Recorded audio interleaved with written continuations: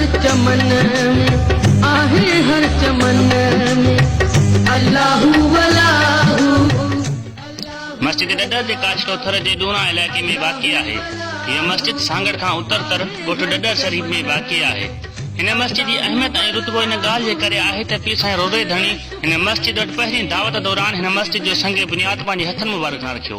इन खां अलावा अंग्रेज सरकार हिन मस्जिद खे ॿ भेरा शहीद कयो ऐं हुर्जमात हिन मस्जिद खे ॿीहर तयारु करायो।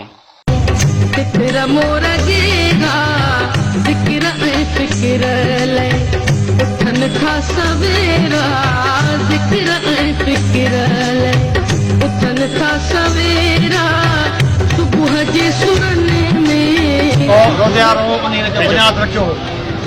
जो बुनियाद रखियो उन खां पोइ वरी छा हिते जेको लूकस अंग्रेज़ उन शहीद कई ज़ाहिद वटि कई वरी जमात खे नए सिर वरी तयारु कयो वरी मौजूदु जेको अंग्रेज़ हो पीछे सूर्याबाद ठाहे दौरारो वरी उन शहीद कई वरी टियों दफ़ो माना 2 दफ़ा शहीद कई वरी जमात कटी हाणे वरी टियों दफ़ो पकी कई आहे वरी रुतबो इन करे जो पीर साईं रोज़ रहमतुल्लाह ताला जो संगे बुनियाद रखियो।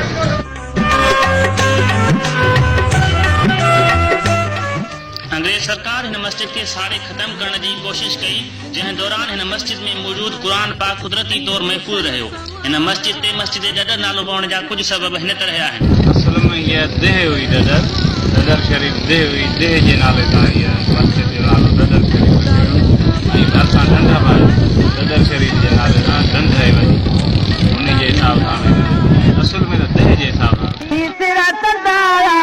अंग्रेज खे बि मारे मनायूं अंग्रेज खे बि मारे मनायूं बेजी बेजी कंदाया ॾेई सिर संदाया अंग्रेज खे बि मारे मनायूं बेजी बेजी कंदाया ॾेई सिर संदाया अंग्रेज खे बि मारे मनायूं अंग्रेज खे बि मारे मनायूं।